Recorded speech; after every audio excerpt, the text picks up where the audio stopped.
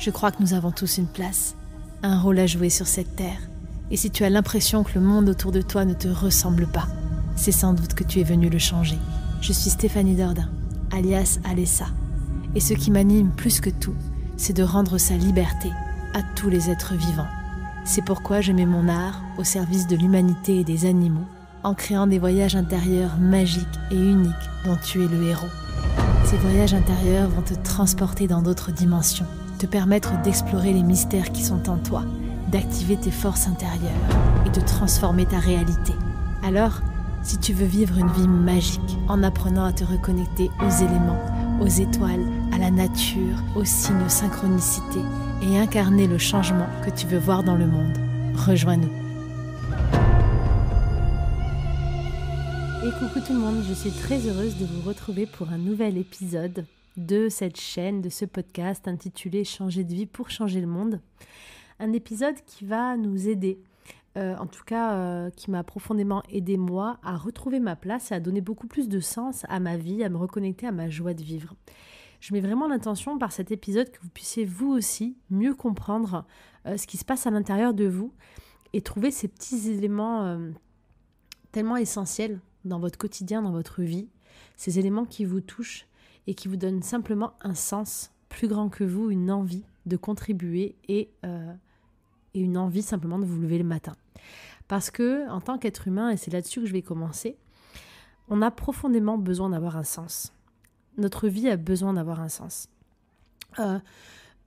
On a besoin de sentir que l'on avance quelque part. Nous sommes des êtres en mouvement et même si le but, ça serait de pouvoir trouver une forme de bonheur dans la simplicité du quotidien, dans le fait d'être présent dans ce qu'on fait, de prendre soin de soi et de valoriser les choses simples, donner une direction aux actions que l'on entreprend, donner une direction à nos projets, être animé par des rêves, c'est ce qui va faire toute la différence. C'est ce qui va nous permettre d'ouvrir notre champ de conscience et d'avoir une vision, tout simplement, une sorte de plan de route, de carte qui nous indique où est-ce qu'on veut aller et si vraiment on est en accord avec soi. Alors cette semaine, je n'avais pas du tout prévu de faire ce thème de podcast. Et c'est ça qui est intéressant, c'est qu'on essaie de structurer avec mon équipe les agendas, les plannings des podcasts à l'avance. Et comme je dis aux filles, moi je n'arrive pas à préparer à l'avance les podcasts parce qu'à chaque fois, c'est une passion pour moi de partager avec vous ce qui me vient. À chaque fois, j'ai des ressentis et le fait de le partager, de le mettre en mots avec vous, parce que je le fais en spontané, je prépare jamais rien, ça me permet moi-même d'apprendre et d'intégrer le message que m'envoie la vie ou d'intégrer toutes les énergies que je peux ressentir. Et en fait, les énergies sont tellement changeantes, j'essaie vraiment tellement de m'inspirer des expériences de mon quotidien que ça serait très difficile pour moi d'avoir un thème dans 15 jours et de le respecter. Donc là, je vais vous expliquer l'anecdote qui m'a amenée à ce thème-là et comment tout a été connecté hier pour m'amener à faire ce podcast. Alors, il y a quelques jours, donc, j'adore faire des petits papiers, moi, avec des petits mots, avec des petits messages magiques que je distribue par hasard à des gens. Soit je les laisse sur une table quand je prends un café pour la serveuse, soit je vais glisser le papier dans un sac, ou alors je vais le donner à quelqu'un et je m'en vais. Et en fait, dans ces papiers, il y a toujours des petits messages positifs ou des messages de motivation.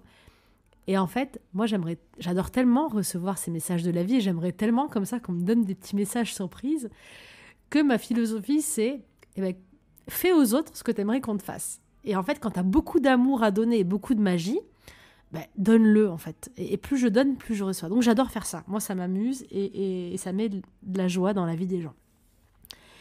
Et il me restait 2 papiers avant-hier ou avant-avant-hier. J'étais avec ma fille en train de prendre un petit déjeuner. Et j'ai ma fille, viens, regarde, donne ce papier à cette dame là-bas. Il y avait une vieille dame qui promenait son chien et qui marchait le long de l'eau. Elle a attiré mon attention. Ma fille me dit non, j'aime pas, j'ai peur. Donc je dis bon, j'y vais en courant, je lui donne le papier à cette dame et je repars en courant. Donc dans le resto dans lequel j'étais, loin du passage maritime, donc elle savait pas où j'étais et je m'assois. Et j'ai pas vu quel papier je lui ai donné. Et en fait, cette femme, elle est venue après, elle est rentrée dans le resto et elle cherchait partout, elle nous cherchait. Je me suis dit, mon Dieu, qu'est-ce qui se passe? Elle avait l'air hyper sérieuse et tout. Au début, j'ai eu un peu peur. Je me dis, mince, elle va peut-être pas être contente, quoi. Et elle arrive, elle me voit, elle arrive jusqu'à moi, elle me dit, c'est vous qui m'avez donné ce mot? Et je lui dis, oui. Elle me dit, ça vous embête si je m'assois 5 minutes? J'ai dit, non, asseyez-vous et tout ça. Donc, elle avait 69 ans, cette dame, elle était seule avec son chien. Et pendant 1 heure, elle s'est livrée à moi. Elle m'a dit, jamais je me livre. Par contre, moi, j'adore écouter les gens. Tout le monde vient me parler. C'est la première fois, je ne sais pas pourquoi. Je viens, je ne vous connais pas. Et je viens vous parler, mais vous êtes tellement une lumière. Vous êtes tellement... Elle était trop mignonne. Elle m'a dit, pour vous dire la vérité, elle me donne son papier. Et en fait, le papier qu'elle a eu, elle, c'était, et moi c'est au hasard, donc je ne le savais pas, c'était « Profite de chaque instant, car la vie est courte ». Et donc là, au bout de 1 heure de discussion, la mamie se met à pleurer et elle me dit en fait qu'en gros, en ce moment, elle n'a plus le sens de sa vie et qu'elle a envie de mourir. En fait, elle pense à se laisser aller, qu'elle n'a plus la joie, elle ne sait même pas pourquoi elle est là, elle est en conflit avec ses enfants. Elle a quitté son mari 10 ans auparavant. Et en fait, elle m'explique que pendant 30 ans, elle a été la femme parfaite à s'occuper de sa maison, de son mari, à tout faire un peu comme un robot. Elle avait ce sens-là. Et quand elle a décidé de quitter son mari pour penser à elle, elle fait plein de petites choses, mais ça va être aller aider ses enfants, faire le ménage chez ses enfants. Et du coup, elle est hyper présente et ses enfants qui sont adultes en ont marre. Et elle trouve qu'ils n'ont pas de gratitude pour tout ce qu'elle fait. Et elle se sent comme si elle ne comprend plus le sens de sa vie, en fait. Et ça m'a rappelé à quel point c'est important d'avoir un sens de vie pour nous humains, d'avoir quelque chose qui nous donne de la joie pour nous donner envie d'avancer. Mais pas n'importe quel sens. Et c'est là où je veux vraiment partager un message important. Comme je vous l'ai déjà dit, je crois qu'on est comme un puzzle. On est comme un puzzle géant et que chaque pièce de ce monde, chaque individu, chaque animal, chaque fleur, chaque plante est une pièce unique de ce puzzle. Quand moi je fais un puzzle avec ma fille, alors peut-être c'est parce qu'on n'est pas assez doué, mais pour savoir où est-ce que je vais mettre la pièce, où est-ce qu'on les place, on regarde l'image de fin sur le coffret du puzzle, on regarde l'image globale. Et en regardant l'image globale, ça me permet de savoir où est-ce que je mets ma pièce et où va la suivante. Mais je pense que la vie c'est pareil. Et moi c'est ce qui a transformé ma vie.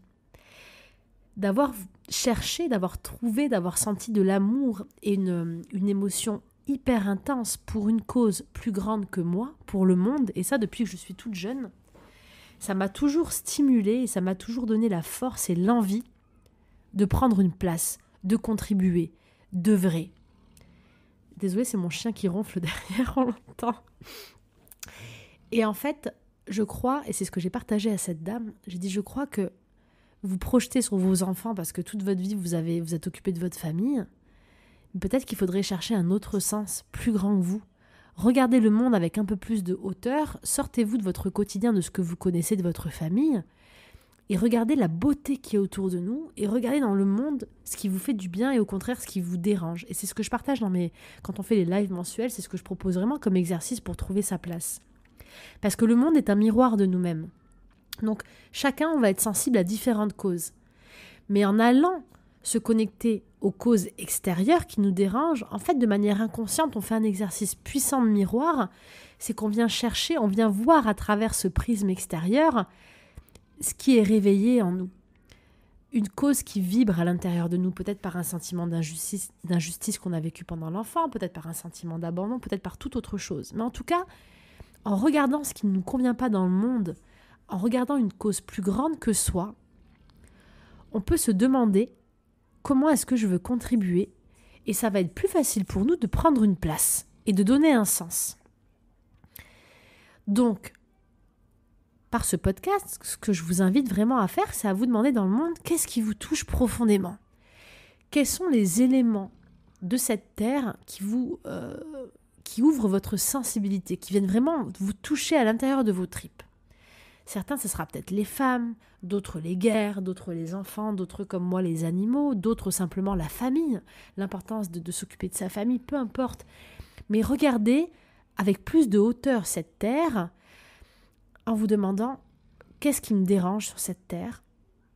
Et ensuite, à partir de là, comment est-ce que moi, à mon niveau, avec qui je suis, avec mes propres qualités, comment est-ce que je pourrais œuvrer ? Si vous n'avez pas de réponse à ça, demandez-vous, si j'avais une baguette magique, qu'est-ce qu'il faudrait que je fasse ? Quel serait le pouvoir dont j'aurais besoin pour changer cette situation ? Et en regardant ce pouvoir magique, vous allez peut-être trouver des réponses sur comment vous pouvez agir au quotidien. Moi, je sais que c'est les animaux, ma cause. Et je me suis toujours dit, mais comment faire pour qu'en une fraction de seconde, le monde change? Et j'ai toujours ce flash.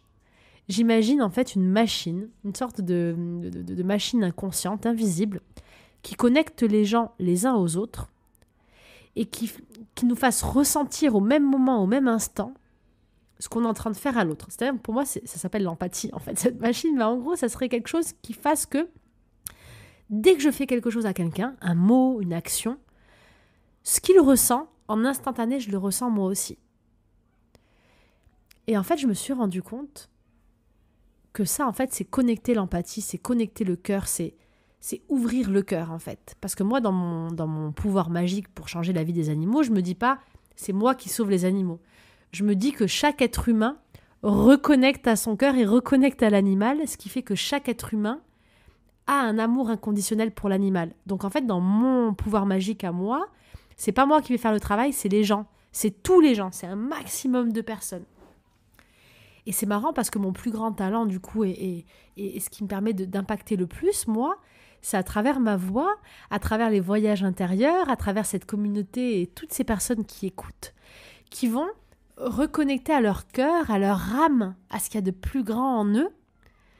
Et finalement, je fais un peu ce que fait cette machine, de manière inconsciente et invisible. Donc c'est là où j'ai trouvé mon don. Mais c'est en visualisant au départ de quelle façon est-ce que, si j'avais un pouvoir magique, de quelle façon est-ce qu'on pourrait changer cette situation qui me dérange? Donc posez-vous ces questions et demandez-vous ensuite, vous à votre niveau, comment vous pourriez faire. Ce qui est important de savoir aussi, c'est que la compétence, le pouvoir magique que vous allez imaginer et visualiser pour changer cette situation, vous n'avez pas besoin de l'acquérir. C'est quelque chose qui est en vous depuis toujours quand vous êtes à votre place. C'est pas quelque chose que vous allez apprendre, qui est extérieur à vous. Nous avons chacun un don, chacun une particularité, et tout en nous depuis la naissance. Ça, j'en suis persuadée. Donc, ayez bien confiance en vous et soyez bien conscient que ce pouvoir magique pour changer les choses, vous l'avez déjà. Et qu'est-ce qui va se passer ensuite? Ce qui va se passer, c'est que vous allez peut-être mettre en œuvre, mettre en place, décider d'agir pour cette cause plus grande que vous, en agissant à votre niveau. Et certaines fois, c'est pas en agissant directement. Comme moi, je le fais avec ma voix en me connectant à des humains, je sais que ça va avoir un impact sur les animaux, et ça a beaucoup plus d'impact. Alors qu'au début, quand j'ai commencé mon association, je faisais des dispensaires vétérinaires et je faisais des voyages humanitaires où j'allais dans les rues, on soignait les animaux. Et en fait, je me suis rendu compte que en soignant les animaux, j'avais pas d'impact. Je soignais l'animal sur le moment, on euthanasiait des animaux pour les aider à partir parce qu'ils étaient dans des états catastrophiques. Mais je me suis dit, mais ça sert à quoi de soigner ces animaux quand je vois à côté une bande de gamins en plein cœur de Marrakech qui sont en train de cramer un petit chien? Ou quand je vois cet homme, son âne tombe au sol, il tire l'âne, il le met sur le côté et il le laisse mourir là. Et en fait, je suis tombée sur des scènes qui m'ont désœuvrée, qui m'ont désemparée. Où je me suis dit, mais Steph, ça sert à rien ce que tu fais, tu es en train de soigner l'animal alors que le problème il vient d'ailleurs. Donc de là, j'ai commencé à parler aux gens. Et un jour, ce qui a eu le plus d'impact, c'est quand j'ai l'exemple de cet âne, c'était un cheval, une mule, je pense. Ils ont posé sur le bas-côté, et je l'ai pris dans mes bras, et il est mort dans mes bras. Et cette scène-là, les gens m'ont regardé en train de l'embrasser, de pleurer, et je pense que c'est à ce moment-là, quand ils ont vu l'amour que j'avais pour cet animal, et l'animal mourir dans mes bras, je pense que c'est ce jour-là où j'ai vu le plus d'impact dans les yeux des gens qui étaient là. J'ai vu que leur regard a changé, et je me suis rendu compte à quel point juste montrer l'amour qu'on a, partager, être soi-même, c'est important. Et ensuite, j'ai vu la scène des enfants dont je vous ai parlé juste avant avec les chiens. Et je me suis dit, ok, avant d'arriver à être cet adulte-là, il a été un enfant. Donc si je veux vraiment changer les choses, c'est avec les enfants aussi qu'il faut que je travaille. Il faut qu'on revienne aux bases. Et donc du coup, moi, mon travail, il n'est pas aujourd'hui. J'ai accepté que c'est pas en direct avec le soin aux animaux. Après 3 ans de formation comme auxiliaire vétérinaire pour essayer de réavoir des compétences pour agir sur la matière, mais c'est très bien. Et donc j'agis indirectement en œuvrant avec vous au quotidien parce que je sais que ça a un impact. Donc quand vous aurez votre idée de cause, dites-vous bien que c'est pas forcément être dans la cause ou dans l'association qui va faire que non. Concentrez-vous sur le pouvoir magique qui ferait la différence et voyez comment vous, à votre niveau, vous pouvez agir. Et donc, je vais en venir au point suivant qui est que pourquoi ça a du sens tout ça ? Parce qu'on est tous connectés, parce qu'on ne forme tous qu'un. Et j'ai découvert quelque chose d'extraordinaire il y a 2 jours. J'ai eu cette prise de conscience. J'ai découvert qu'en tant qu'humain, donc non seulement quand on agit autour de nous, ça a un impact sur nous-mêmes, donc le bien que je vais faire aux autres, je vais le sentir sur moi. Mais surtout, ce que j'ai découvert il y a 2 jours, ça a été comme une révélation. C'est que, je ne sais pas si c'est moi personnellement, et vous me direz ce que vous en pensez, mais je trouve que c'est hyper dur pour un être humain de s'aimer lui-même, de nous aimer nous-mêmes, alors qu'on peut avoir beaucoup plus d'amour et que c'est facile pour nous d'avoir un amour inconditionnel et d'être capable de donner sa vie ou de tout donner pour un autre être humain, donc je pense aux enfants, mais pour un autre individu qu'on peut aimer, un partenaire de vie, ou un animal, je pense à mon chien, je pense à tous les animaux pour qui j'ai fait des choses extraordinaires. Et en fait, ce qui est fou, ce qui m'est venu il y a 2 jours, et je me suis dit, j'ai envie de pleurer maintenant, parce que pour moi, c'est ce qui fait que nous sommes des humains. Et c'est comme si j'ai découvert la beauté de l'humain il y a 2 jours, et les animaux l'ont aussi, certains animaux. C'est cette capacité à aimer beaucoup plus l'autre que soi-même. C'est comme si on avait que notre amour, à travers l'autre, il pouvait être illimité. Et quand on aime vraiment celui de l'extérieur, l'autre, on est capable de faire des miracles. Et donc cet amour des autres, il peut nous porter à des sommets. Alors que cet amour-là, pour nous-mêmes, bien souvent, on n'est pas capable de se le donner. Aujourd'hui, de manière tout à fait honnête et transparente, je ne pourrais jamais dire que je m'aime autant moi que j'aime ma fille, par exemple. Ou que j'aime mon animal, ou que j'aime les animaux, ou que j'aime les enfants du monde. Je suis le genre de personne qui, typiquement, et depuis toute petite, en fait, pour moi, si je dois un jour donner ma vie pour un autre être humain, c'est le plus beau cadeau que je puisse faire. Pour un enfant ou pour un animal. C'est bizarre à expliquer, mais j'ai vraiment eu cette sensation il y a 2 jours qu'il n'y a pas que moi dans ce cas-là et que c'est vraiment propre à l'humain d'avoir une force extraordinaire et un amour surpuissant quand il s'agit d'aimer l'autre. Et on le voit dans les communautés d'animaux, chez les éléphants par exemple, où ils vont être capables de risquer leur vie pour sauver un bébé, pour sauver l'un d'entre eux. Et cette force-là, pour moi, c'est la force de l'unité. C'est la force de l'amour du vrai, l'amour inconditionnel. Et c'est le dernier palier qui nous montre qu'entre moi et les autres, il n'y a aucune différence. Quand je suis en train d'aimer l'autre de manière inconditionnelle, je suis en train de m'aimer moi-même.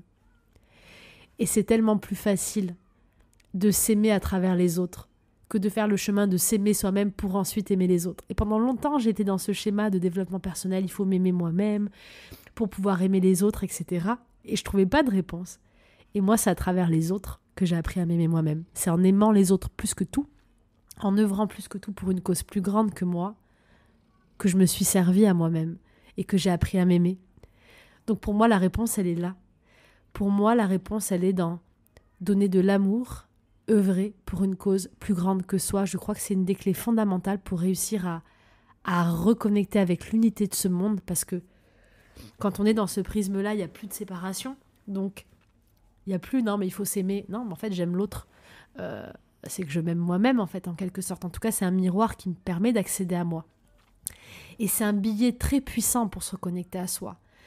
Donc, je voulais vraiment partager sur ça aujourd'hui, parce que pour moi, c'est une clé qui est très facile d'accès à travers les autres et qui nous permet profondément, en donnant aux autres, de nous donner à nous-mêmes et de nous retrouver. Et surtout d'avoir le sens fondamental qui nous donne envie d'avancer, œuvrer pour une cause plus grande que soi. Et notre terre et le monde dans lequel on vit en a plus que besoin aujourd'hui. Donc si vous êtes perdu, si vous avez la sensation que le monde ne vous ressemble pas, c'est que vous êtes ici précisément pour le changer et pour reprendre votre place. Alors demandez-vous comment dès maintenant vous allez œuvrer pour cette cause. Et pour finir l'anecdote avec cette dame de 69 ans, elle a décidé de devenir bénévole et de venir dans les écoles avec nous à Ibiza pour partager ses connaissances et le programme Gardien de la Terre aux futures générations. Et j'ai trouvé ça extraordinaire parce que ses yeux pétillaient quand elle a dit oui, je vais me réinvestir dans d'autres choses, je vais me demander, il y a tellement de choses qui m'intéressent sur cette terre. Et parce qu'elle se sentait coupable, en fait. Elle se sentait coupable jusqu'à présent de ne pas s'occuper de ses enfants, qui sont déjà adultes, de ne pas aller faire le ménage chez eux, et de faire d'autres choses. C'est incroyable. Donc, cette femme-là, elle m'a appris énormément. Cette rencontre a été merveilleuse. Parce qu'elle m'a rappelé vraiment que le sens plus grand que soi est un sens fondamental pour retrouver qui nous sommes. Et comme on forme qu'un, eh bien la grande nouvelle et la bonne nouvelle, c'est que en aidant le monde, en aidant les autres, eh bien je m'aide moi-même et je me reconnecte à moi.